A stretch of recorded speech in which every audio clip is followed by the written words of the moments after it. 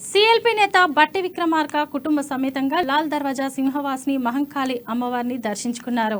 ఆలయ పండితులు పూర్ణకుంభంతో స్వాగతం పలికి ప్రత్యేకమైన పూజలు చేయించారు. అమ్మవారికి బట్టి దంపతులు తమ మొక్కులను చెల్లించుకున్నారు. అనంతరం ఆశీర్వచనం చేసి అమ్మవారి పసుపు కుంకుమ ప్రసాదాన్ని ఆలయ పండితులు అందజేశారు. సికింద్రాబాద్ డీసీపీ అధ్యక్షులు అనిల్ కుమార్ యాదవ్ ఆధ్వర్యంలో కాంగ్రెస్ శ్రేణులు బట్టి విక్రమార్క దంపతులకు ఆలయం వద్ద ఘనంగా స్వాగతం పలికి శాల్వా కప్పి సత్కరించారు. ఆలయానికి వచ్చిన బట్టి విక్రమార్కను బందోబస్తు పర్యవేక్షణకు విచ్చేసిన అడిషనల్ డీజీ సుధీర్ బాబు మర్యాదపూర్వకంగా కలిశారు.